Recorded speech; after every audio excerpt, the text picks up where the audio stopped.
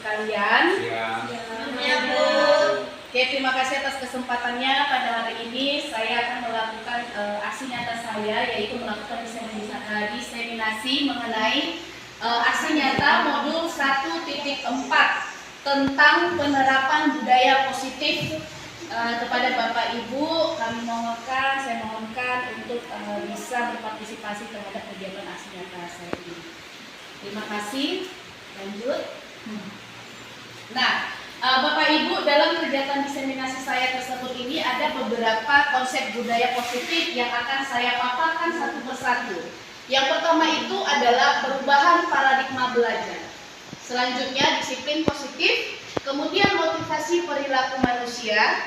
Yang keempat, kebutuhan dasar. Yang selanjutnya, posisi kontrol restitusi. Dan yang terakhir adalah keyakinan kelas dan segitiga restitusi. Jadi, poin-poin inilah nanti yang akan saya paparkan kepada Bapak Ibu. Mudah-mudahan kegiatan aksi nyata saya ini dapat memberikan pemahaman yang baru kepada Bapak Ibu. Yang pertama, lanjut Pak. Perubahan paradigma baru. Jadi Bapak Ibu, sebelumnya di kurikulum sebelumnya itu kita sudah memakai kurikulum K13 yang disebut dengan Kutilas. Di mana kurikulum K13 ini adalah kurikulum yang sudah disediakan pemerintah. Jadi pembelajarannya itu, KD-nya itu diturunkan linear dari pemerintah. Jadi guru tinggal menurunkan sesuai dengan apa yang diinstruksikan dengan pemerintah. Nah, sekarang itu paradigma baru adalah, jadi pembelajaran kita, kurikulum Merdeka ini, guru diberikan keleluasaan untuk bisa mengembangkan kurikulum tersebut menjadi sebuah pembelajaran yang berpihak kepada murid. Nah, apa-apa saja Bu tujuan dari kurikulum Merdeka ini, di mana kurikulum Merdeka tersebut tujuannya adalah menguatkan muatan karakter mulia. Apa muatan karakter mulianya? Yaitu menguatkan profil pelajar Pancasila. Seperti yang Bapak Ibu ketahui, ada beberapa profil pelajar Pancasila. Yang pertama adalah beriman, bertakwa kepada Tuhan Yang Maha Esa dan juga berakhlak mulia.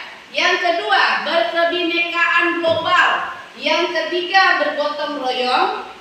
Yang keempat, kreatif. Selanjutnya, bernalar kritis. Dan yang terakhir adalah mandiri. Nah, inilah paradigma baru itu maksudnya adalah perubahan pola pikir guru dari yang lama menjadi yang baru.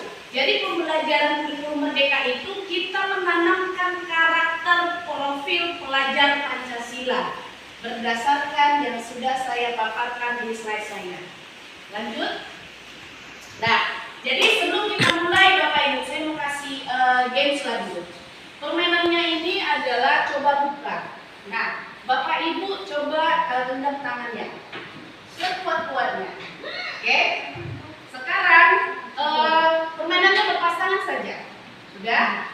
Coba Bapak Ibu, misalnya Pak Maulana dengan Bu Nur.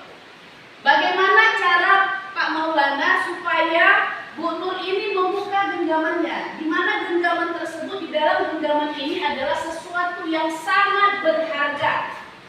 Bagaimana kira-kira usaha yang dilakukan Pak Maulana supaya Bu Nur bisa membuka? Coba. Misalnya lihat. Kalau kasih Dia di genggaman kita ini adalah sesuatu yang berharga. Nah, berarti bagaimana cara Pak Maulana supaya Bu Nur mau membuka genggamannya? Rayu. Dengan cara merayu. Terserah. Mau dirayu, mau dipaksa, mau dibujuk. Sekarang kira-kira Bu Nur mau nggak membuka genggaman tangan tersebut? Kasih HP-nya. Kasih ini. Coba ayo. Coba apa yang Pak Maulana lakukan supaya Bu Nur membuka genggamannya? Saya gampang aja. Saya gelitik. Oke, berarti kalau kayak digelitik. Lanjut. Kalau Pak Maulana? Salam. Ini kalau Salam sih.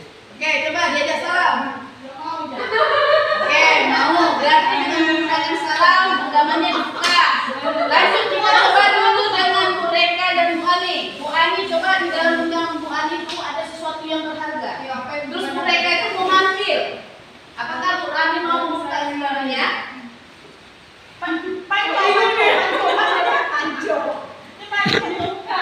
Memaksa. Iya. Oh, berarti Ibu tadi memaksa. Iya.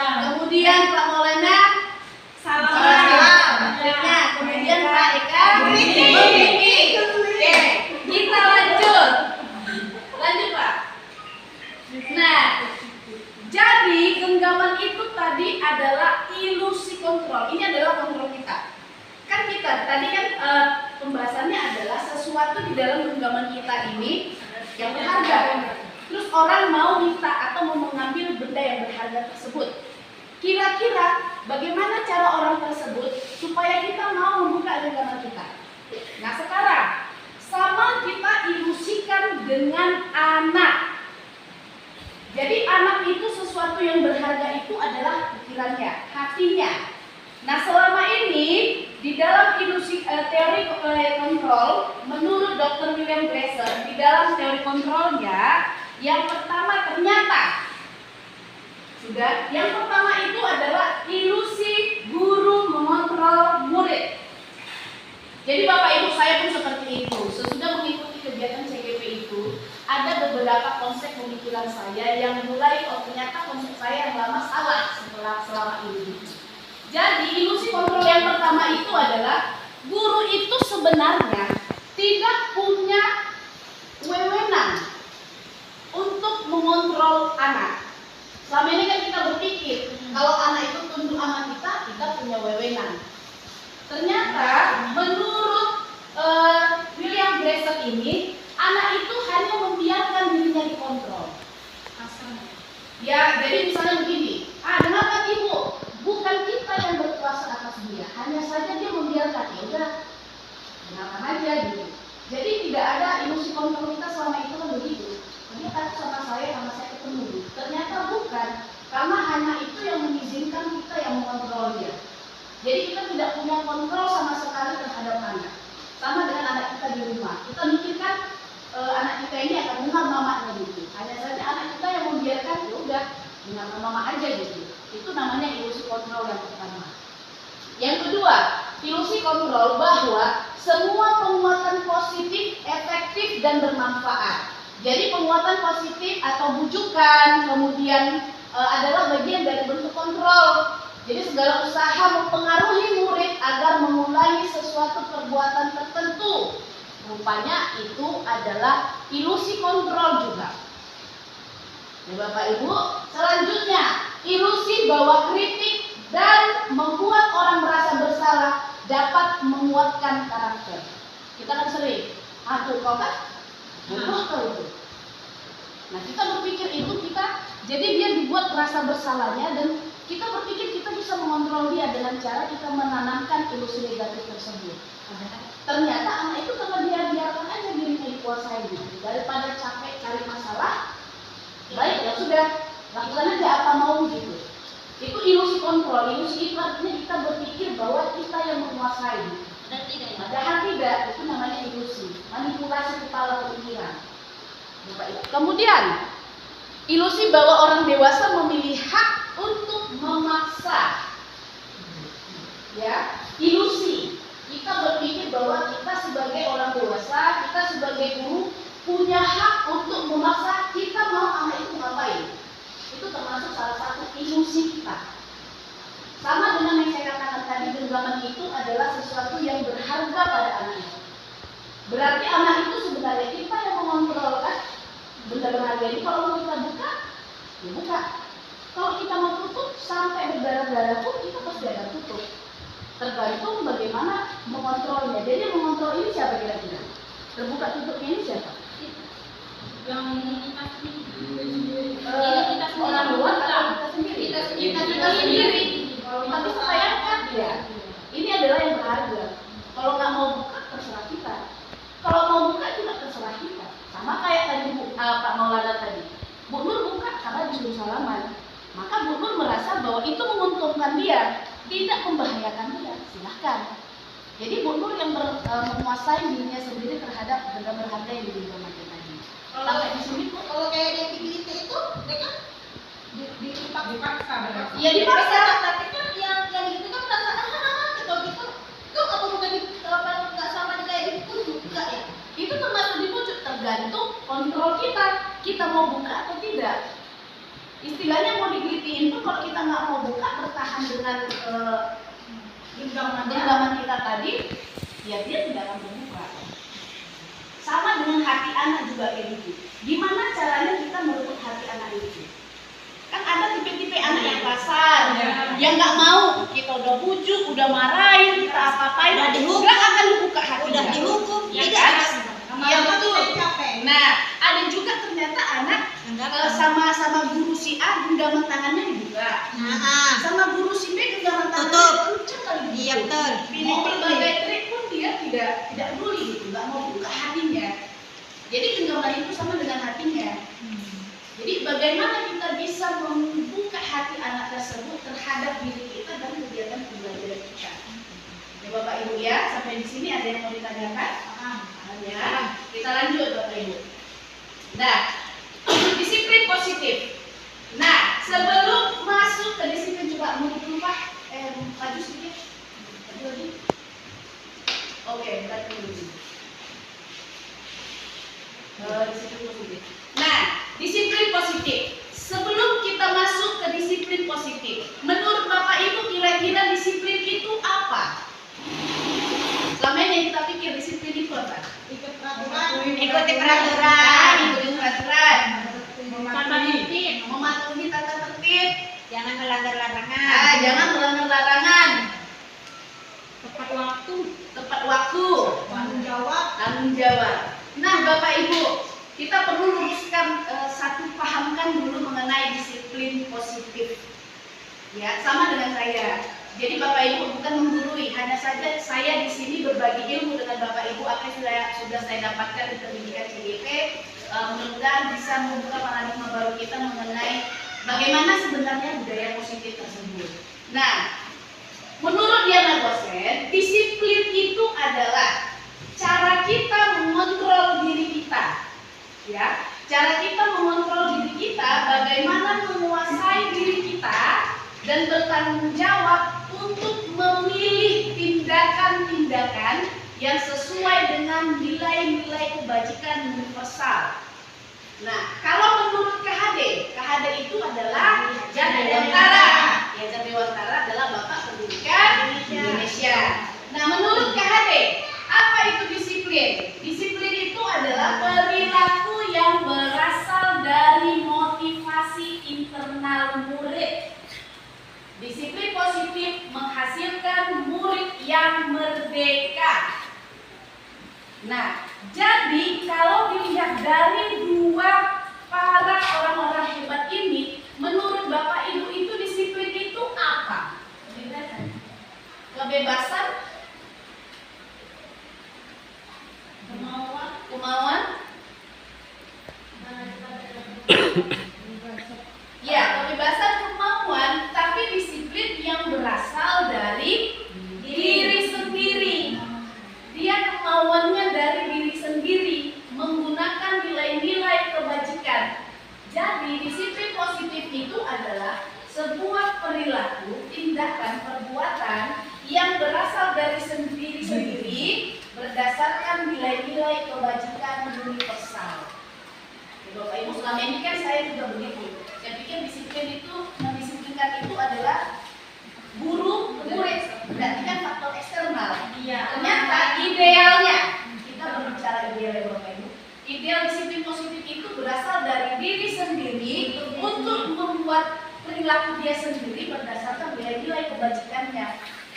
Jadi nggak ada faktor luar. Saya mau buat begini supaya begini, tidak, tapi dari dirinya sendiri. Oke, lanjut. Nah, apa itu nilai-nilai kebajikan universal? Kan tadi disiplin positif berlaku berdasarkan nilai-nilai kebajikan universal. Apa itu kebajikan atau nilai-nilai kebajikan universal? Adalah kebajikan yang disepakati. Jadi ini nggak sembarang.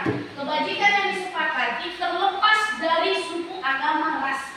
Jadi ini berlaku untuk semua. Tidak misalnya kayak gini boleh di sini. Kebajikan ini nggak boleh di daerah sini. Tidak. Kebajikan universal itu adalah berlaku secara keseluruhan mau dimanapun. Dan itu sudah menjadi sebuah kesepakatan. Lanjut Pak. Nah, ada banyak sekali nilai-nilai kebajikan. Nilai-nilai kebajikan profil Pancasila itu adalah nilai kebajikan yang dicanangkan oleh KHD. Kemudian nilai kebajikan dari IBO Primary Years Program, kemudian 9 pilar karakter, Bapak Ibu bisa lihat sebentar.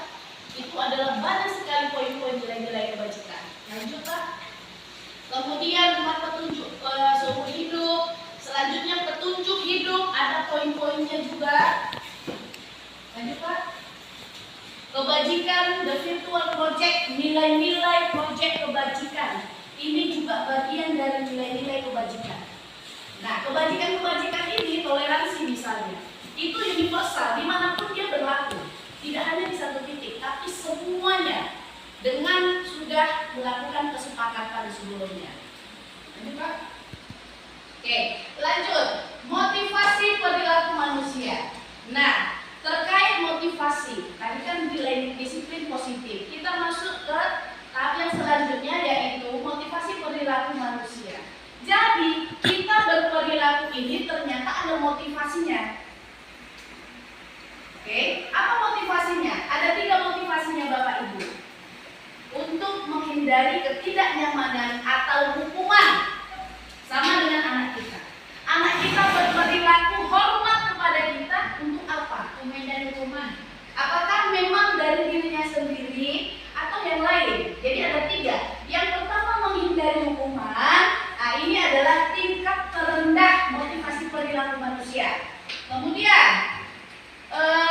untuk mendapatkan imbalan atau dihargai. Saya mau kerjakan ini biar naik gaji. Itu termasuk apa tuh?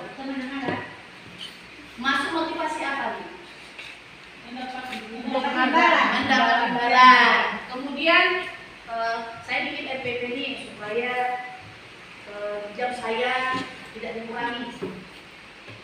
Motivasi apa nih? Sama imbalan. Masih yang imbalan Ya. Hah? Masih yang imbalan, Imbalan. dapat imbalan. Hukuman berarti Berarti masuk ke terhindar dari hukuman menghindari hukuman atau sanksi. Oh, beda Oke, ya? motivasi yang pertama adalah menghindari hukuman. Itu adalah motivasi terendah manusia. Jadi dia main aman bahasanya. Kemudian motivasi yang kedua adalah supaya mendapat penghargaan. Ya, dan dilihat orang, paling bagus betul, hebat betul. Nah, motivasi yang ketiga adalah ini yang adalah motivasi yang tertinggi.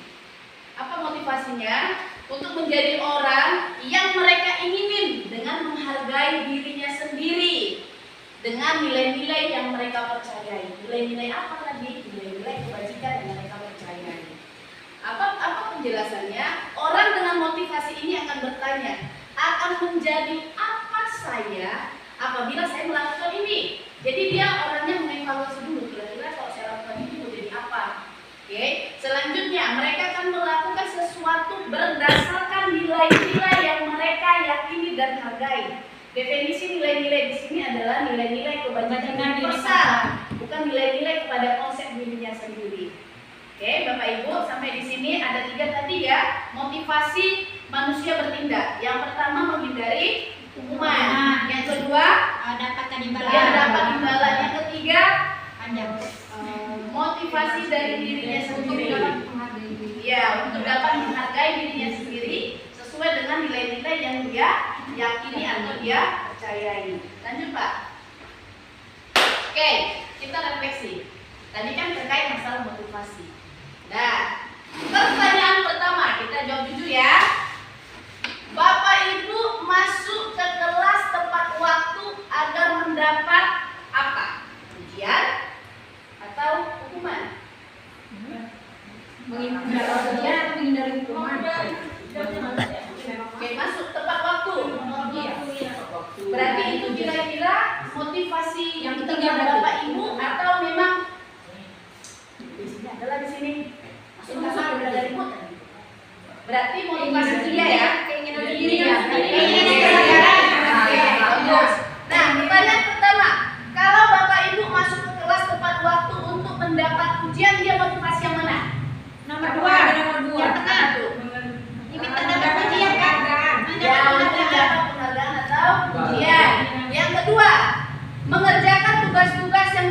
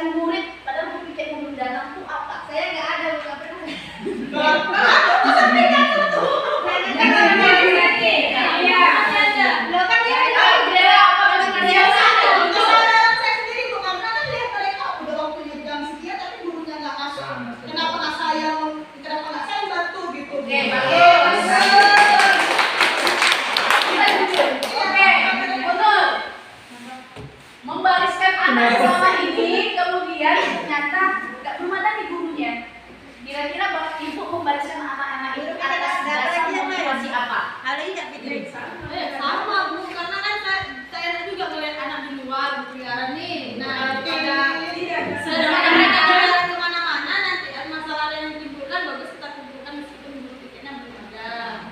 Kalau udah ada bagus. kawan-kawan bijaksana, coy. Ya, jadi untuk yang ini berarti motivasi internal ya. Yang ketiga. Selanjutnya, datang tepat waktu karena menyadari bahwa kita sebagai guru memiliki nilai positif untuk diri dan dapat menjadi teladan pada murid. Poin ini kira-kira pada motivasi keberapa? Poin tertinggi itu, Bu. Poin yang tertinggi. Oke, poin ketiga ya.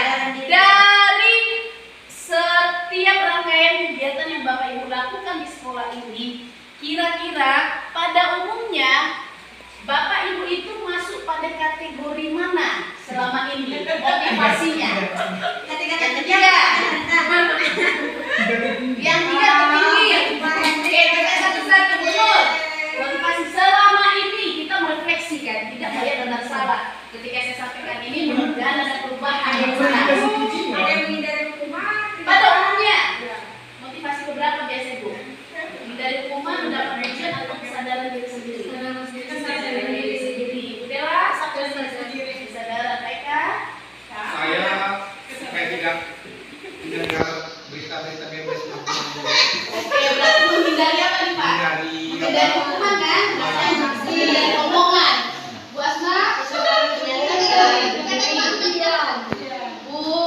Tia, kesadaran diri sendiri. Kesadaran diri sendiri. Oke, Itu tadi juga ya? ini dong. Itu tadi juga selalu saya, Pak. Bu Ayu.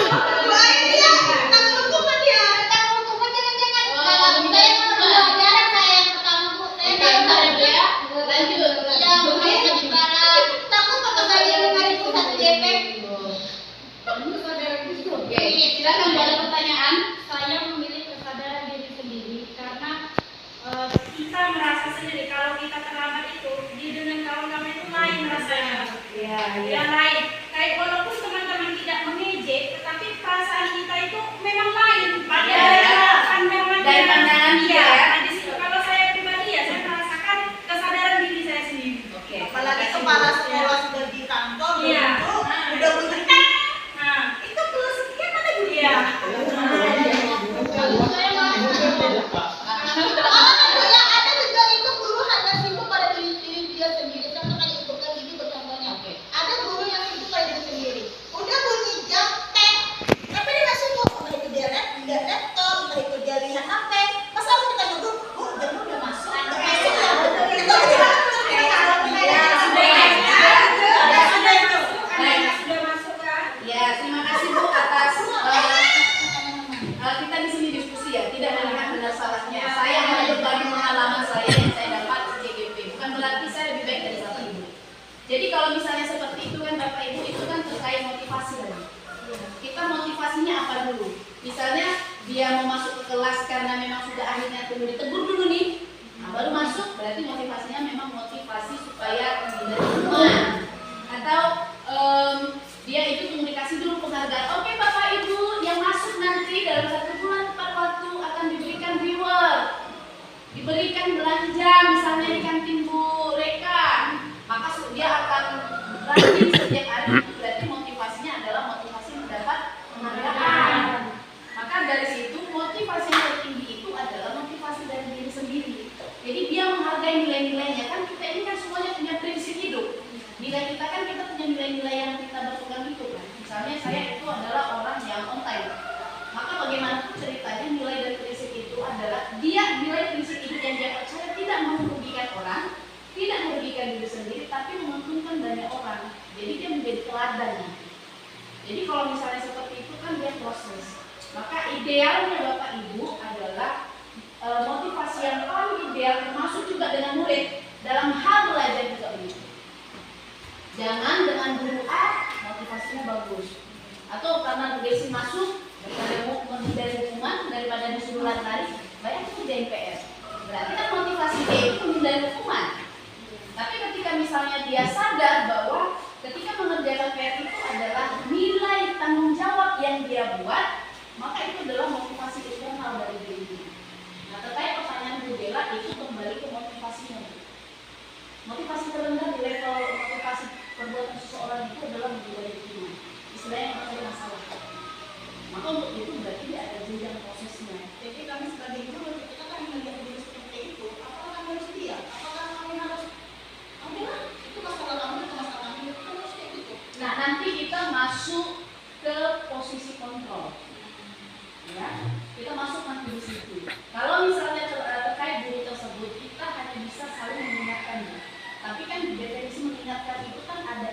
pokoknya.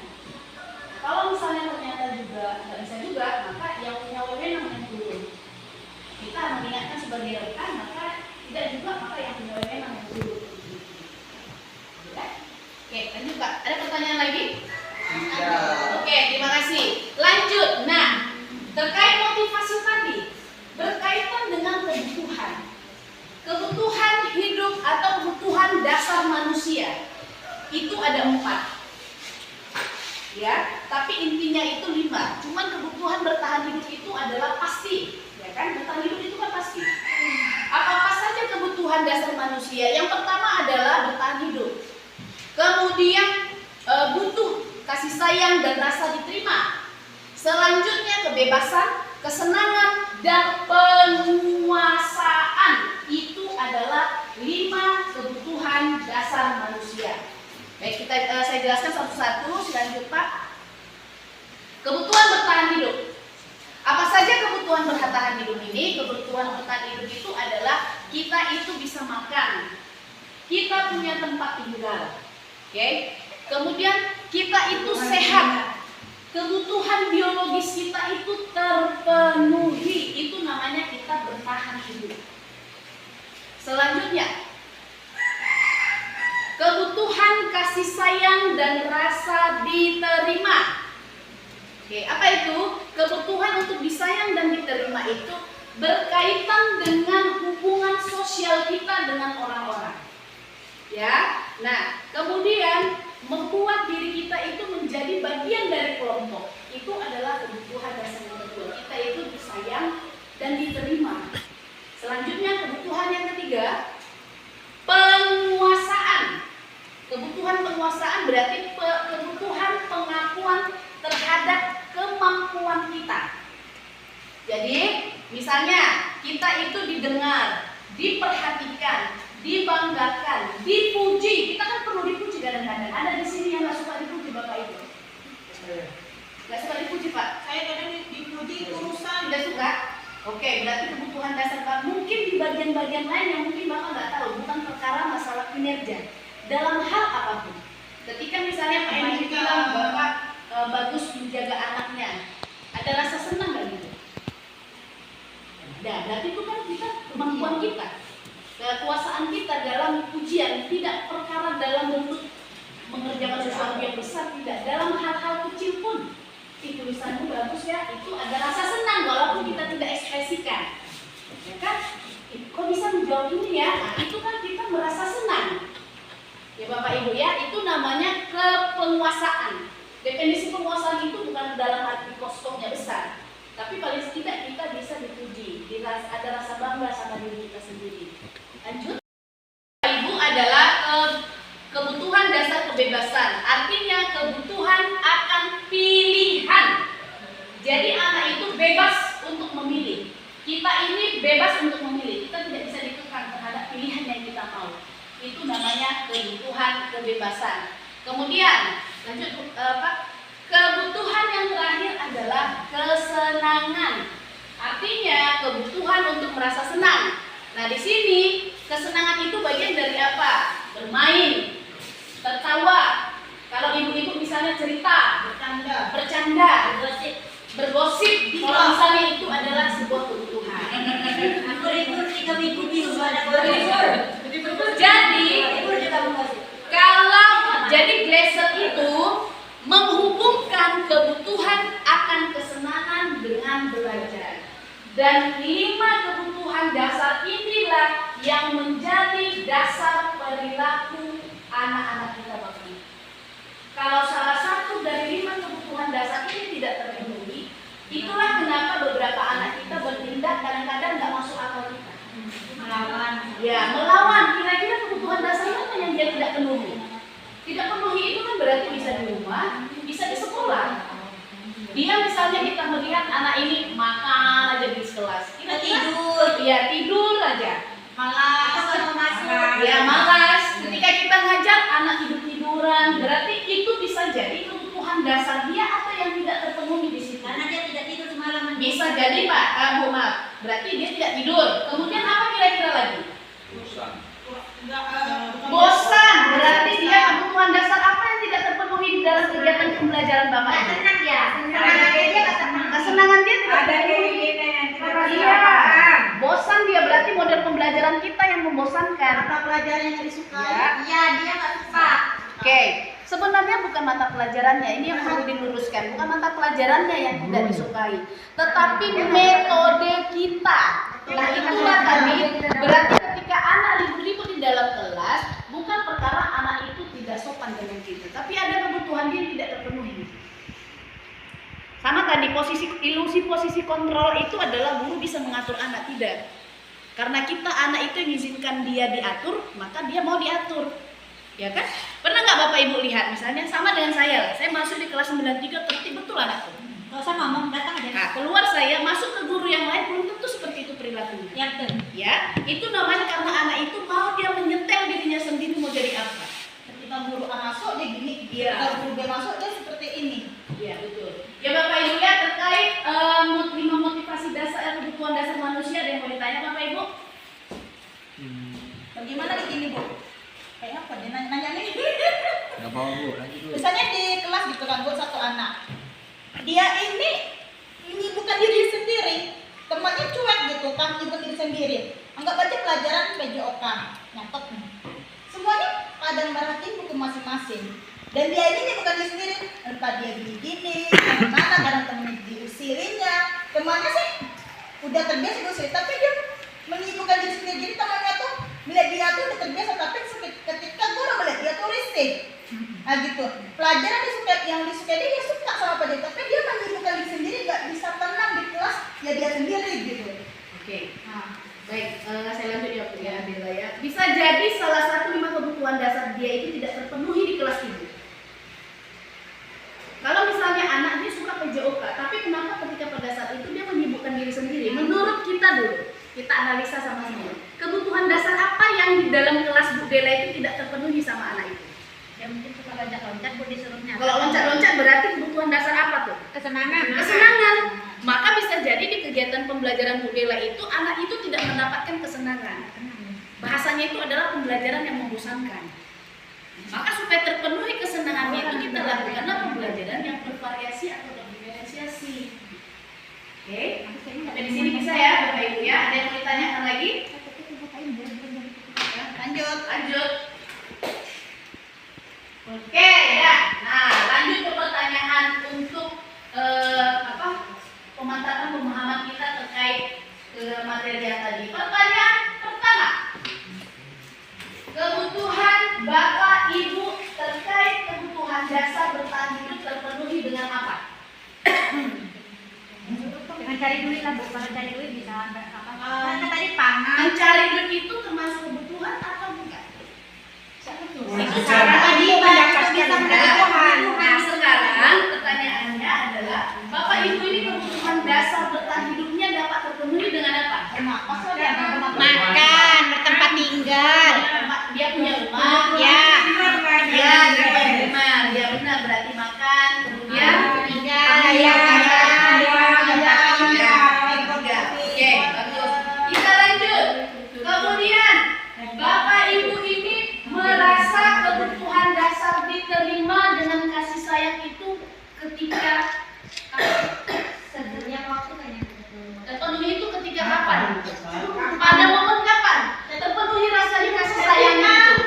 Satu-satu. Kumpul dengan keluarga. Yang lain Bapak Ibu? Bersama teman. Berkumpul dengan anak murid. Berkumpul dengan anak murid. Itu berarti kasih sayang ya? Iya. Oke. Bukan kekerasan. Kalau dia murid itu kebebasan ya. Oke, berarti kasih sayang ya? Kasih sayang. Oke, dan keluarga lanjut. Kalau kebutuhan dasar Bapak Ibu terpenuhi, kekuasaan dengan apa? Puasa kita didengar tadi kan Dihargai, didengar. Sama dengan misalnya Bapak Ibu udah kerja keras nih, ya kan? Terus ada yang muji, bagus ya. Dihargai ya. Apresiasi ya kan? Ada nggak di sini Bapak Ibu? Nggak apa-apa kerjanya bagus sekali, tapi cuek-cuek aja orang biasa aja gitu. Ada dia perasaannya gimana? Biasa aja. Kecewa atau kecil hati? Tak ada yang lain.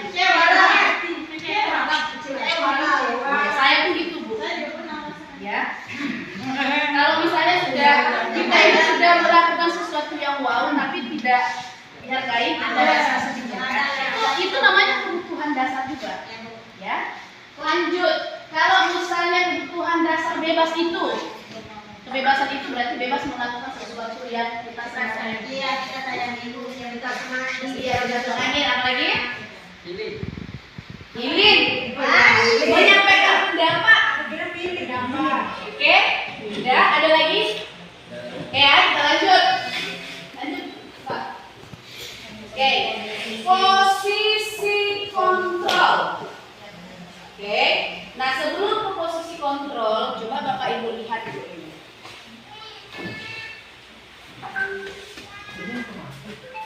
Iya, ini.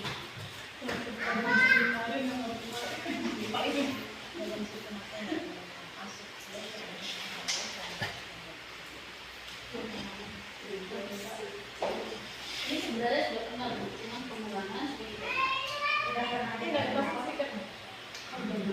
Oh ini pernah nih.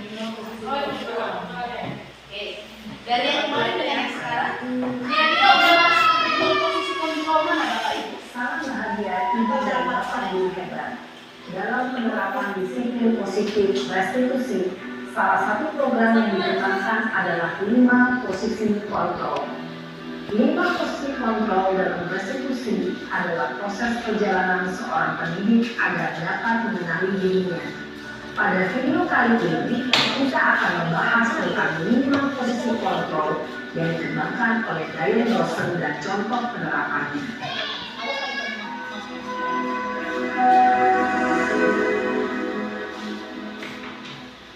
5 posisi kontrol itu adalah 1. Posisi penghukum, 2. Posisi pembuat merasa bersalah, 3. Posisi teman, 4. Posisi pemantau atau monitor, dan 5. Posisi manajer. Untuk lebih memahami kelima posisi tersebut, mari kita saksikan kasus Naren yang terlambat hadir 20 menit di sekolah dan melihat bagaimana kelima posisi kontrol dalam menghadapi masalah tersebut. Ya, ini posisi kontrolnya dari yang menghukum sampai ke manajer. Pertama menghukum.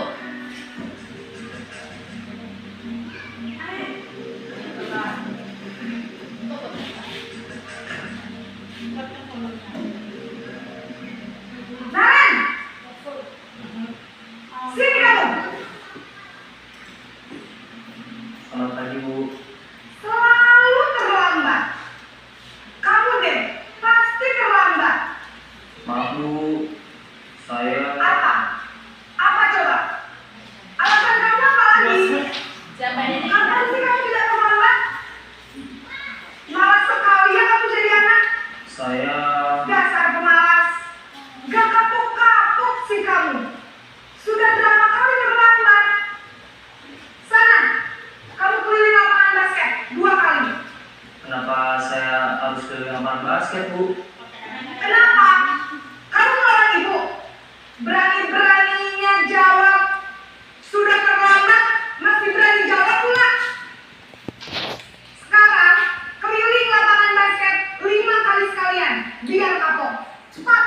Oke, dia tadi 2, jadi 5. Karena dia melawan, itu namanya hukum. Posisi penghukum biasanya berbicara dengan nada tinggi, menghardik, menunjuk-nunjuk, menyakiti, dan menyindir. Hukuman bisa berupa fisik maupun psikis. Ibu dan Bapak Guru hebat, dampak yang terjadi pada murid Oke, ini adalah dampak kalau kita sering lakukan posisi penghukum kita pada adalah murid cenderung akan memberontak, bahkan menyimpan dendam.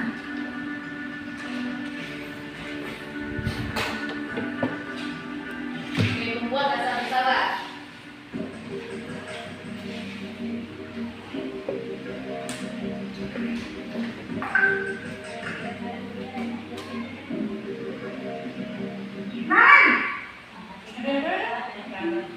Naren, Selamat pagi, Bu.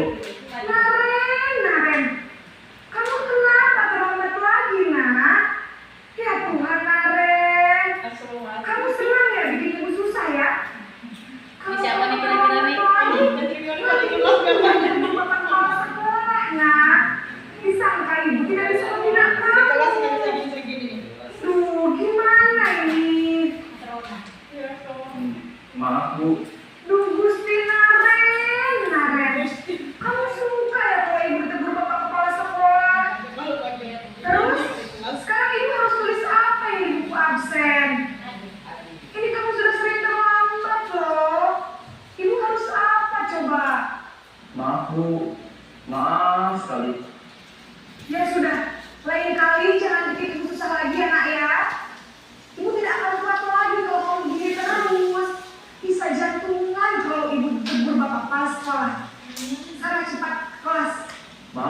Bu.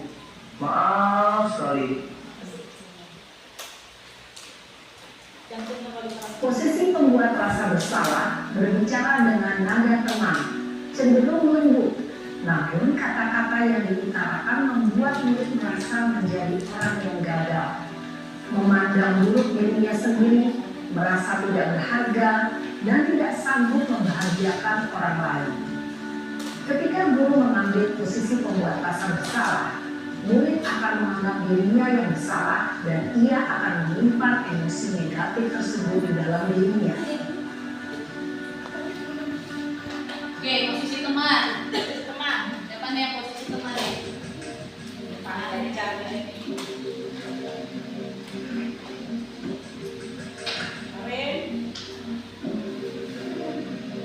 Naren,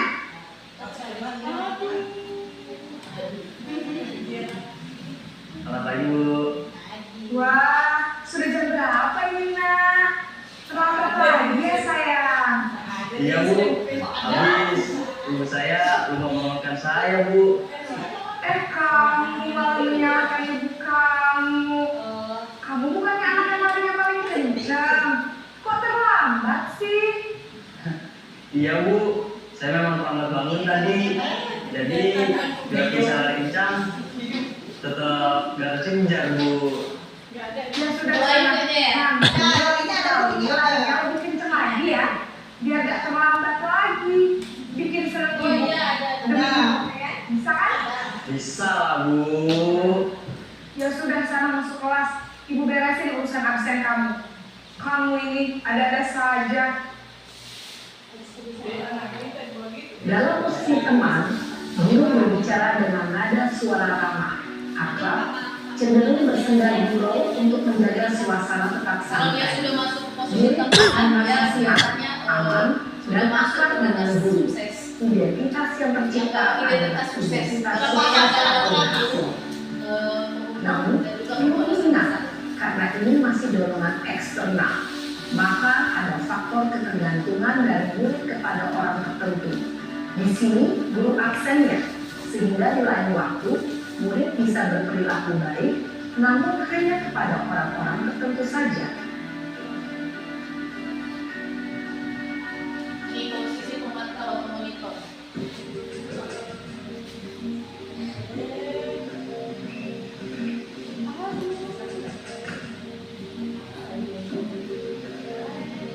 Naren, Selamat pagi Bu. Naren, apa peraturan sekolah kita tentang jam berapa kita harus masuk sekolah, nak? Kita harus di sekolah jam 7 Bu. Iya betul, sekarang sudah jam 7.20. Naren sudah tahu konsekuensinya jika terlambat hadir. Paham Bu. Saya harus tinggal kelas pas jam istirahat selama 20 menit. Iya benar, konsekuensinya demikian. Jadi nanti jam 9.30 pas istirahat, kamu harus tinggal di kelas, kerjakan tugas tambahan untuk ketertinggalan kamu, ya? Baik Bu. Posisi pemantau mengandalkan penghitungan atau data untuk mengontrol murid. Guru mengarahkan murid berdasarkan peraturan dan konsekuensi. Seorang pemantau menunjukkan bahasa tubuh dan ekspresi wajah yang datar dan cenderung formal.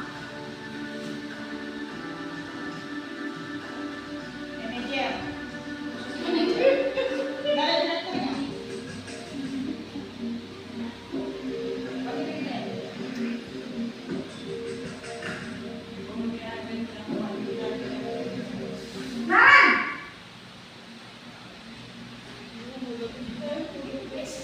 Selamat pagi Bu. selamat pagi Naren. Maaf Bu, saya terlambat. Iya, sekolah masuknya jam 7, sekarang sudah jam 7.20. Jadi sekarang bagaimana nih Naren?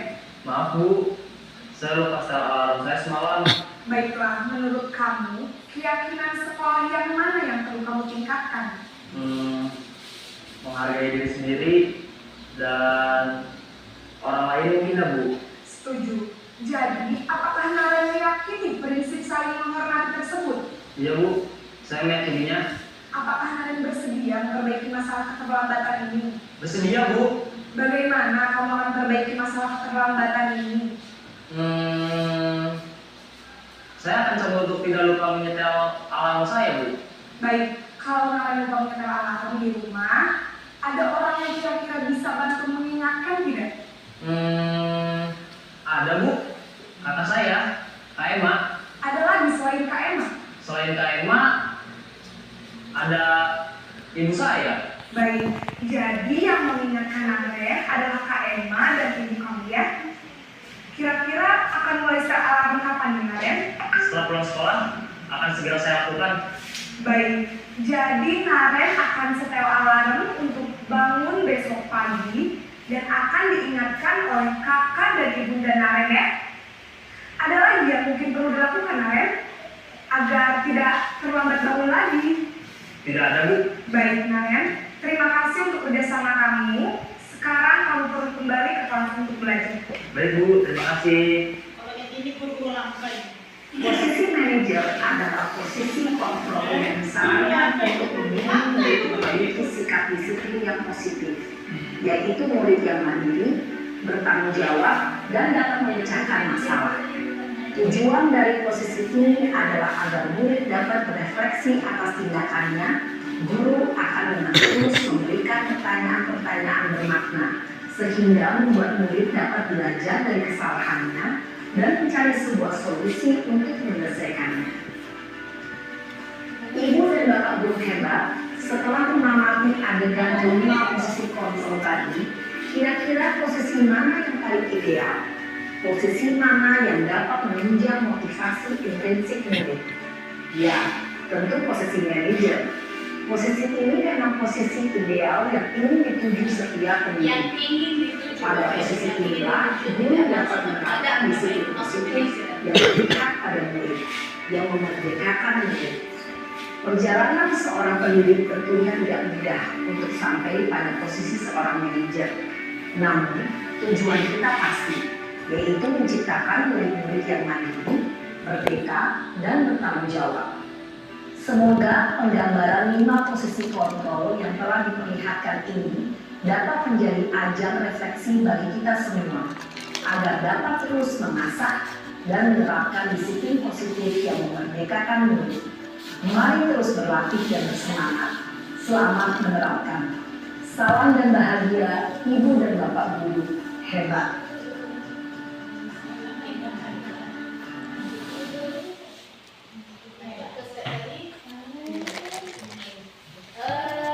Jadi Bapak Ibu kira-kira masuk di posisi, jadi bukan ketika kita sudah sampaikan model posisi kontrol manajer itu enggak serta-merta Bapak Ibu langsung jadi manajer, posisi manajer. Tentu kan ada tahapannya, ada fase yang harus Bapak Ibu lakukan.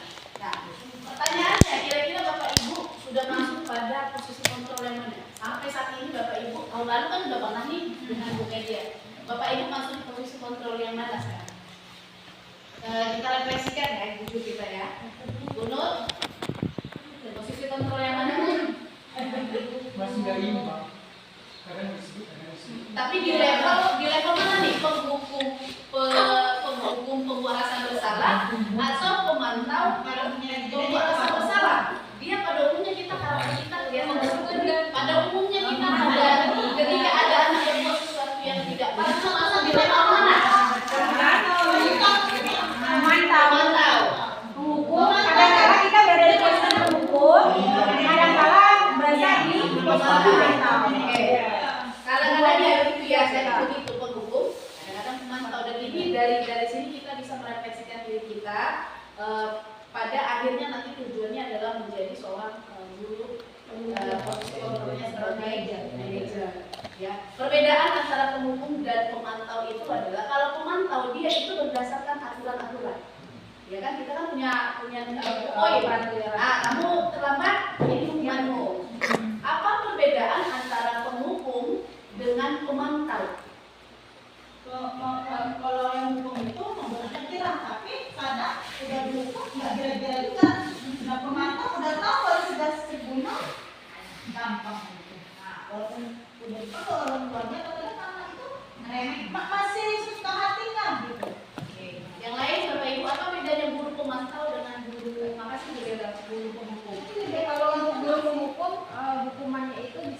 dampak fisik dia bisa secara langsung, seperti tadi misalkan anak yang terlambat diminta untuk keliling lapangan misalkan, atau misalkan mengampal dan sebagainya secara fisik. Tapi kalau untuk pemantau dia lebih kepada peraturan yang sudah ada, seperti yang kita kan sudah ada, berarti berlakukan poin kalau dia terlambat berapa poinnya. Iya betul. Jadi beda penghukum dengan pemantau. Kalau penghukum itu suka-suka hati kita. Kapan kita mood kita hukum. Kita nggak mood, kayak tadi disuruh dia lari lapangan 2, karena dia melawan menjawab jadi 5. Jadi suka-suka kita. Kita nggak punya kesepakatan dengan anak. Kita tidak sosialisasikan aturan-aturan. Nah kalau dia pemantau, dia bergerak berdasarkan data. Kamu udah terlambat nih sering, maka hukumanmu adalah ini. Jadi dia berdasarkan data.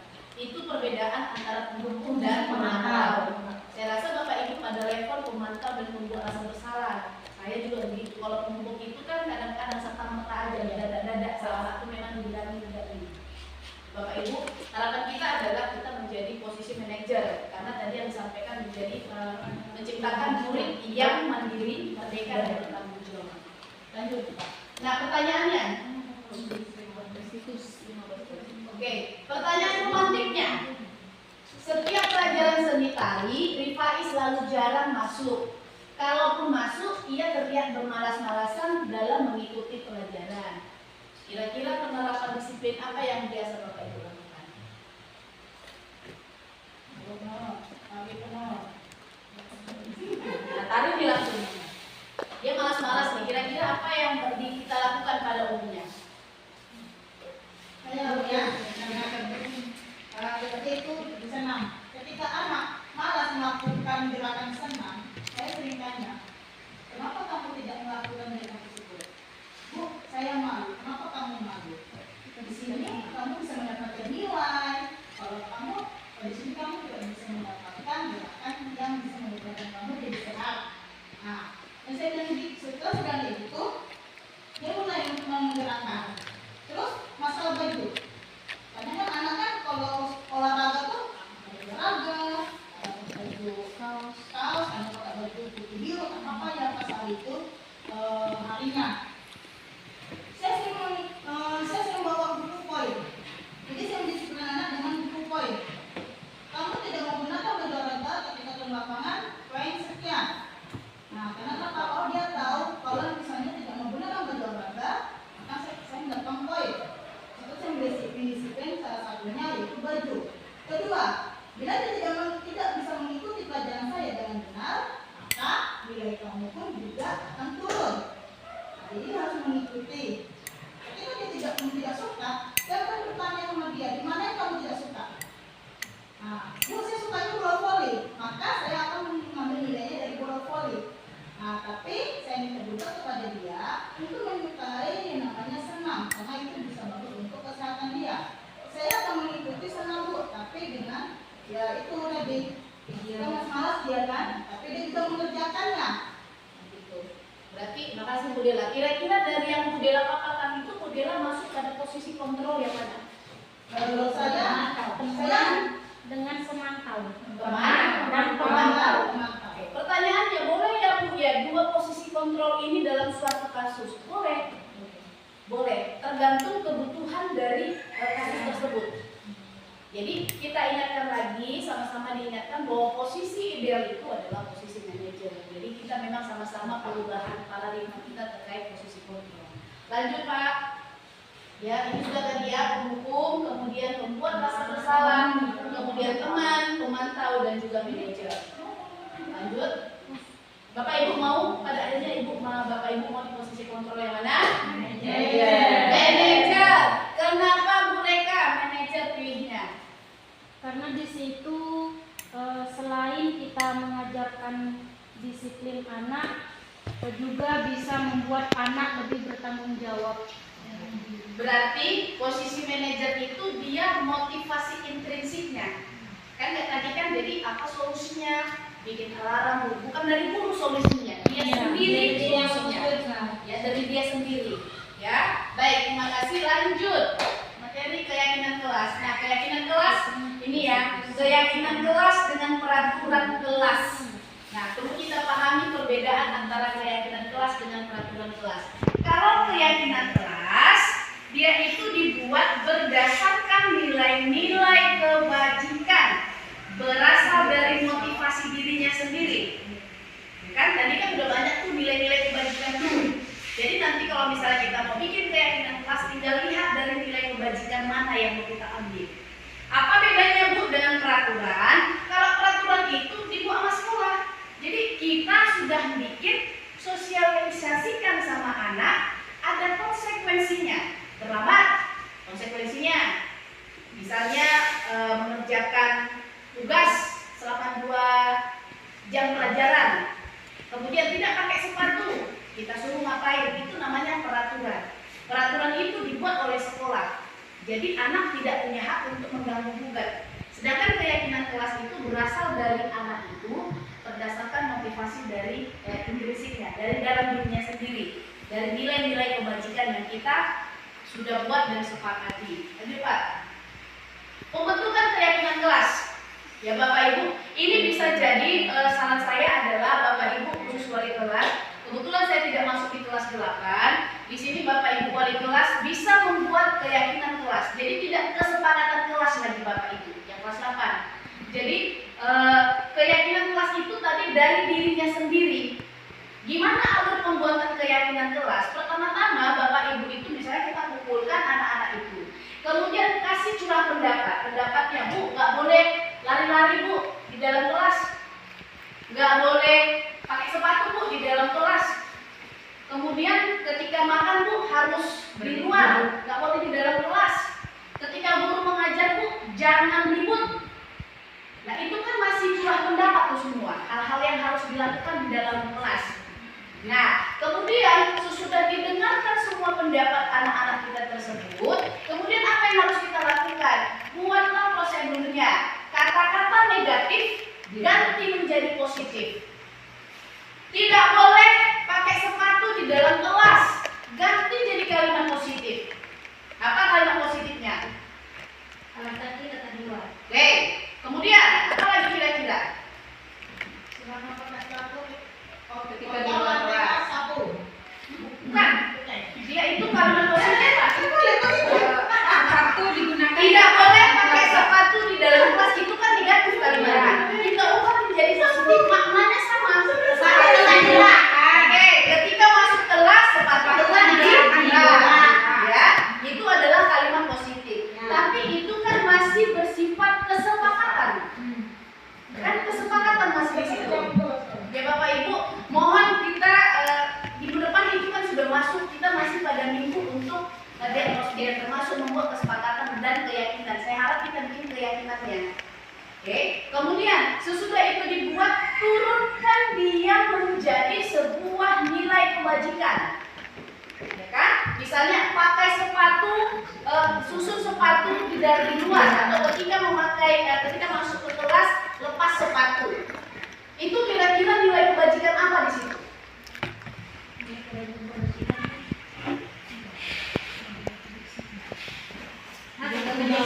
Coba lihat dulu Pak, naikkan dulu nilai kebajikan sebentar. Atas lagi. Nih. Lagi. Bukan ke bawah, atas. Yang lewat.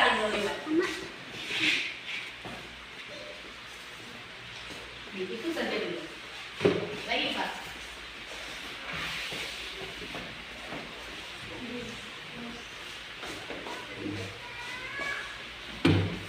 Nah nih, ini nilai-nilai kebajikan semua. Dia masuk mana nih sekarang? Kebersihan. Ada nggak kebersihan di sini? Kebersihan.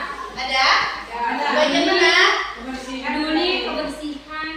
Oke, dia kemana lebih cocoknya? Peduli atau kebersihan? Kebersihan. Kebersihan. Kebersihan. Oke, berarti dia payung hukumnya. Jadi nanti di keyakinan kelas itu adalah kebersihan. Jadi kalimatnya, narasinya tergantung Bapak Ibu mau dinarasikan gimana. Kami menyepakati siswa kelas 81 bersepakat kebersihan atau menjaga kebersihan. Tapi kebersihan itu ada anak-anaknya, ya kan? Ya. Jadi nggak asal lagi payung hukumnya kebersihan. Tapi kebersihan itu nanti di dalamnya itu ada kelas buka sepatu. Kemudian ketika di dalam kelas boleh makan. Itu payungnya adalah kebersihan. Anak-anaknya itu adalah tadi pakai sepatu, jangan lepas sepatu masuk kelas, jangan makan di dalam kelas, buang sampah pada tempatnya. Itu namanya payungnya adalah kebersihan. Lalu gimana Bu cara anak-anak itu bisa tahu nanti keyakinan mana? Kalau misalnya anak kita melanggar, keyakinan mana nanti Bapak Ibu bisa turunkan. Oke? Nanti diturunkan nanti dia payungnya itu dari kebersihan ini jaga pakai lepas sepatu, kemudian buang sampah pada tempatnya, kemudian makan jangan di dalam kelas, itu namanya payungnya. Oke ya, bisa ya? Oke, lanjut turun lagi Pak. Oke, ini adalah contoh keyakinan kelas. Ini bunyinya. Saya meyakini bahwa sangat penting untuk menghormati semua orang dan barang milik orang. Nah, di sini bisa nanti misalnya itu kalau minjam tidak boleh mengambil barang orang sembarangan. Itu adalah masuk ke nilai kebajikan yang itu rasa hormat. Nilai kebajikan yang hormat, narasinya nanti dibunyikan seperti ini modelnya. Oke Bapak Ibu, ada yang mau ditanya? Kelas 8, kelas 9 sudah bisa melakukan keyakinan kelas. Kelas 7 nanti bisa saya kolaborasi dengan teman-teman yang masuk gitu. Kita bisa sama-sama. Karena kan saya tidak masuk di kelas biasa. Oh iya. Oke, lanjut Pak. Oke, segitiga restitusi ya. Segitiga restitusi itu tadi adalah yang tadi itu bagaimana cara memperbaiki perilaku anak menjadi sebuah, jadi dia nggak main tunjuk-tunjuk kalau dia salah. Ada namanya segitiga restitusi. Restitusi itu adalah proses menciptakan anak itu memperbaiki dirinya tapi dari internal dirinya sendiri. Jadi kita ini main di karakter anak-anak. Apa saja segitiga restitusi? Menstabilkan identitas, validasi tindakan yang salah dan menanyakan keyakinan. Oke, bagaimana contohnya? Coba contoh Pak. Oke, berarti ke atas nih, ada ya. Oke. Oke. Jadi misalnya apa bunyi menstabilkan identitas? Misalnya ini, seorang pasti pernah berbuat kesalahan. Jadi kalau misalnya si Arman ini berkelahi sama si Rifai. Gara-gara si Arman mencontek pekerjaan si Rifai. Kalau kita selama ini kan sebagai guru langsung, kenapa kamu mencontek? Gak belajar kamu ya? Enggak begitu. Jadi nanti segitiga restitusi itu adalah pola kita merestitusi perilaku anak mencontek itu menjadi perilaku positif. Berasal dari internal dirinya sendiri. Jadi dia mau berubah bukan karena motivasi dari eksternal, tapi dari dirinya. Dia merestitusi perilakunya, merubah perilakunya tapi atas dasar internal dirinya sendiri. Kenapa kamu mencontek? Karena saya ini Bu. Nah kira-kira apa solusi terhadap perilaku dia itu? Kalau kita kan kamu mencontek, pulang sekolah, pel kelas. Karena kamu mencontek ini poinnya, maka kamu tidak suruh panggil orang tua. Nah, seperti itu biasanya. Nah idealnya itu adalah supaya anak karakternya terbentuk dari jalan itu, maka kita lakukan segitiga restitusi. Oke Bapak Ibu, lanjut. Oke, terakhir penutup. Oke, kalau sudah penutup agak cerah sedikit. Untuk mewujudkan budaya positif, jadi tadi yang pertama itu adalah kesepakatan, kemudian keyakinan kelas, kemudian pada akhirnya nanti menciptakan budaya disiplin positif, lalu pada akhirnya menjadi sebuah budaya. Budaya itu kan kebiasaan, akhirnya menjadi positif. Nah, bagaimana cara menciptakan budaya positif? Tentu ini adalah proses. Jadi nggak serta-merta saya ngomong dengan teman-teman besok langsung budaya positif. Positif semua perilaku anak-anak, tidak. Tapi ada namanya kolaborasi antara kita semua pemangku kepentingan di sekolah ini. Baik guru, baik kepala sekolah, kemudian baik TU dan segala macam, termasuk juga warga sekitar. Itu adalah ujung dari kegiatan budaya, menciptakan sebuah budaya positif. Ya Bapak Ibu, sampai di sini sebelumnya ada yang mau ditanya sebelum saya tutup? Iya, saya sudah pas. Sebelum saya tutup Bapak Ibu mohon untuk melakukan ini juga mau diisi bantuannya Bapak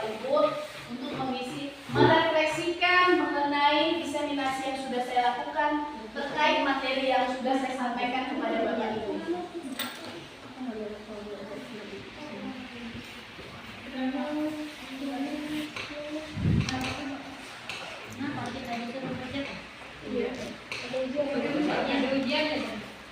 Ini lembar refleksi terkait pemaparan atau diseminasi saya Bapak Ibu. Sintes dan postes. Ada ujiannya? Tidak. Udah dikasih. Ini pedagogi ini.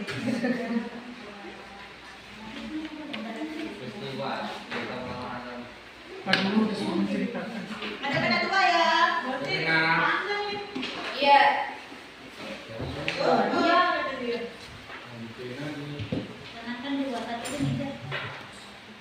Terima kasih sampai menulis Bapak Ibu, terima kasih atas kesempatannya. Mohon maaf kalau misalnya ada yang salah-salah dalam pemaparan saya. Mudah-mudahan diseminasi yang saya lakukan ini sama-sama kita berkolaborasi untuk menciptakan budaya positif anak-anak kita di sekolah kita. Demikian, terima kasih dan selamat.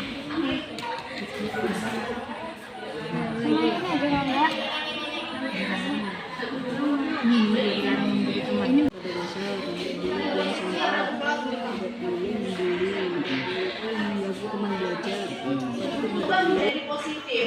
Nah, kita pindahkan ke nilai kebajikan.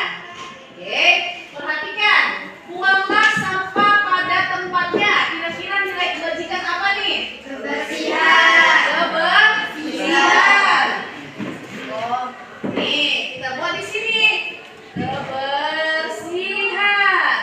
Lanjut.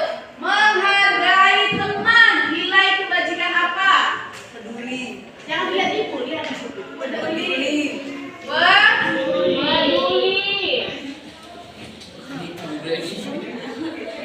Berpakaian rapi. Nilai kebajikan apa?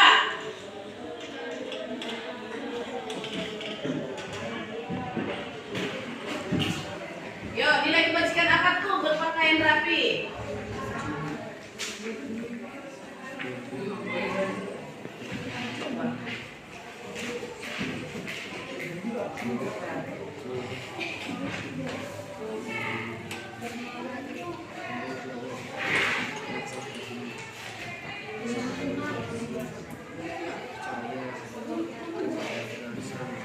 Ayo, bertanggung jawab. Berarti nilai kebajikan tanggung jawab. Menjaga fasilitas sekolah, nilai kebajikan apa? Tanggung jawab. Bagus. Lanjut, berbicara dengan sopan dan santun. Nilai apa? Kesantunan.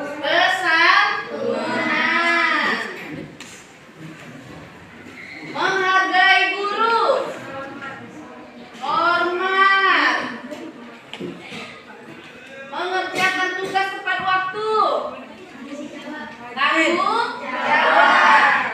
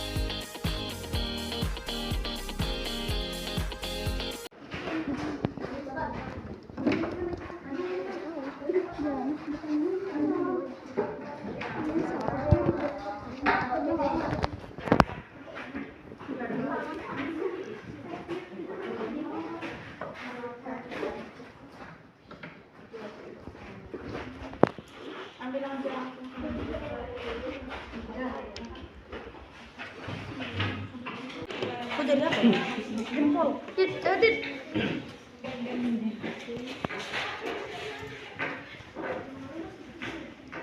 gue ngacung jarian dulu. Dipukul kaki.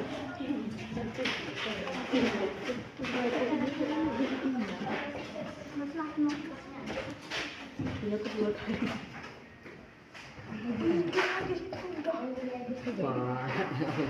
Nama panggilan juga. Nama panggilan.